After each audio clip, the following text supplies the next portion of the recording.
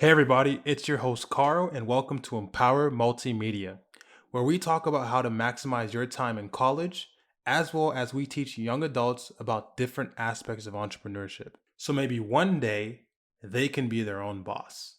On today's topic, we're going to be talking about 5 businesses you can start with no money during quarantine. Now, you need to understand that during quarantine, there is a pandemic going on, of course, and a lot of businesses are suffering, which is definitely sad. However, in your perspective, you need to take this and use this opportunity to potentially come out as a winner during quarantine. Now, what do I mean by that? I mean basically use this time wisely, right? Invest in yourself, start a little side hustle, and see if the fruits of your labor can come through down the road.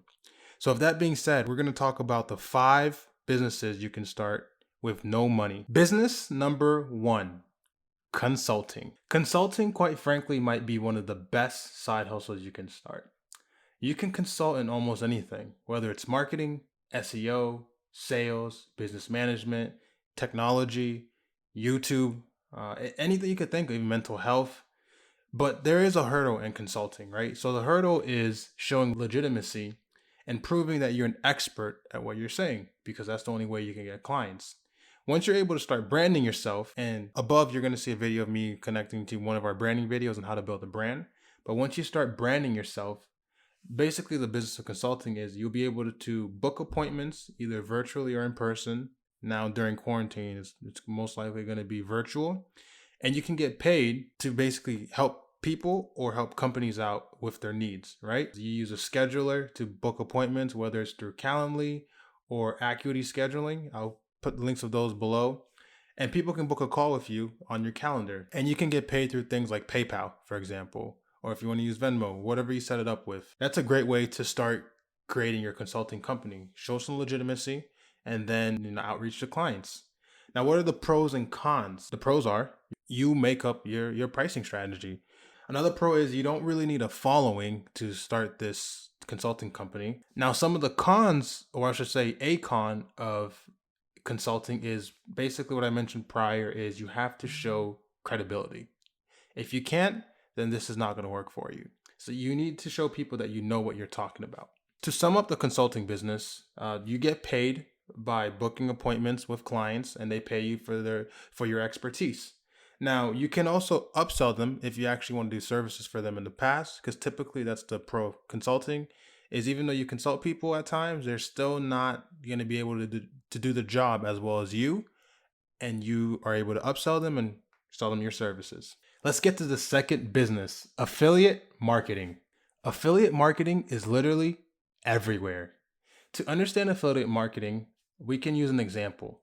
Let's say that you're in an affiliate partnership with a particular store and they're trying to sell AirPod Pros, right? So let's say the AirPod Pros are being sold for $300. You get into an affiliate partnership with a company and you're able to basically help them drive traffic to generate sales for those AirPod Pros. Now, you in affiliate marketing, you typically have a specialized affiliate link or code letting that company know that whoever buys something off your recommendation comes from you and you would get that sale. So the way it works is for the AirPod Pros, if you get people to buy the AirPod Pros from that company, it's not going to cost the customer any more money whatsoever. So it's still going to cost them $300. The only difference is, since you were the one that technically generated that lead, you would get a small commission. So you get that small commission and the company gets their sale and the customer gets their product. So everybody's happy. Now let's get to the pros and cons of affiliate marketing. So the pros is that you can generate significant income, especially if you have a following. If you have a following and you post your affiliate link somewhere, and you can generate passive income from your affiliate links, which is amazing. That's what a lot of YouTubers do.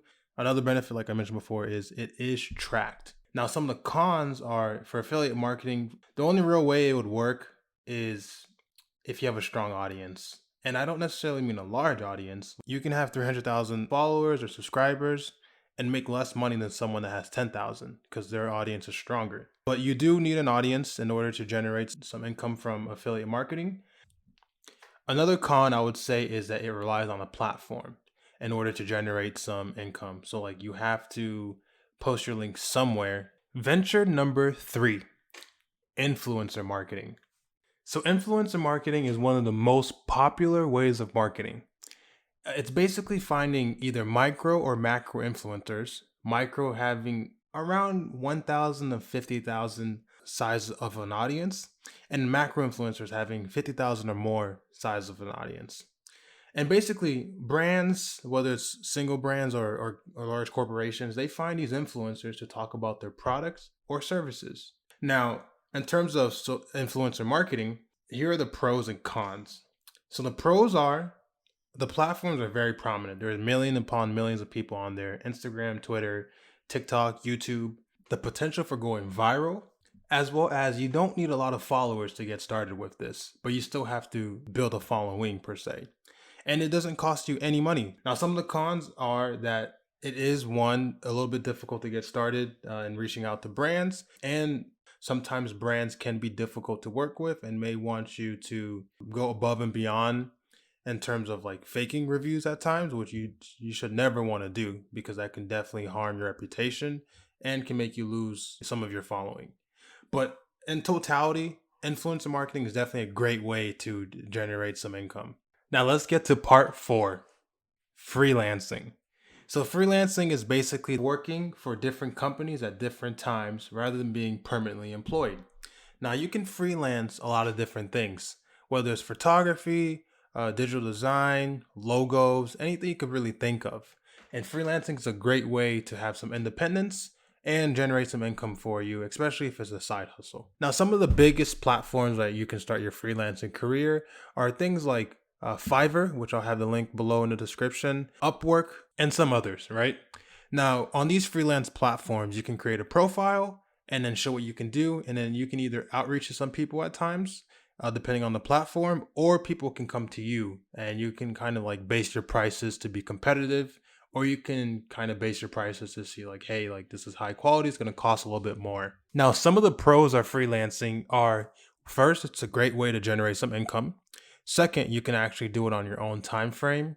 And third, it's definitely something that you can actually price yourself at. So you can kind of determine how valuable your work is or kind of what pricing strategy you want to do. Now, some of the cons of freelancing, especially if you are doing it on a platform, is that you have to basically make yourself stand out because there is definitely a lot of competition on these platforms. Another con to freelancing is typically you will have to show some type of portfolio. So if you're looking to start to get into freelancing and you have nothing, work for free or do a little project on the side to show what you can do, and then you can show your portfolio.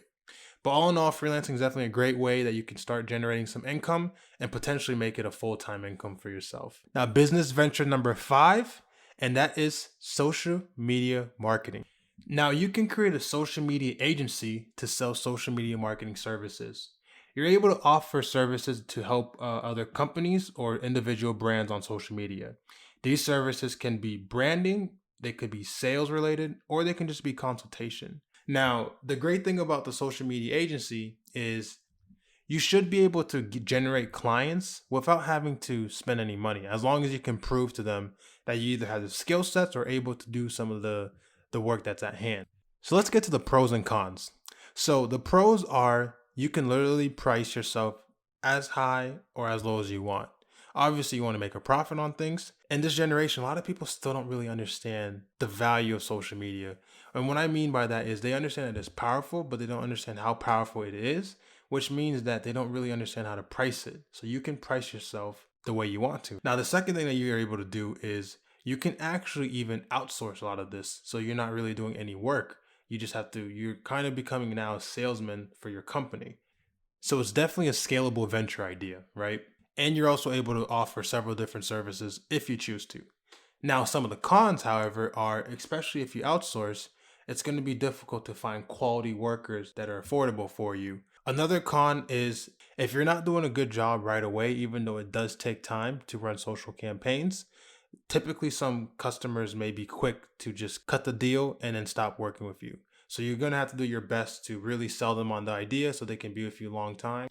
And of course, to also give them great service. So this sums up the list of the top 5 businesses that you can start with no money during quarantine. So please, don't just take this video as reference. Do your own research, see what's best for you. Now, if you want to learn anything more about entrepreneurship in general, we do have a lot of articles on our website. Link is in the description for Empower Multimedia. Now, thank you once again for listening to this video. Please like, comment, subscribe, and share this video to anyone else that may be interested. And lastly, please like, comment, and subscribe on the video if you really like it. We do really appreciate it, and it helps to grow the channel and help us keep doing what we're doing and giving you valuable information. Other than that, please stay safe and have a wonderful day.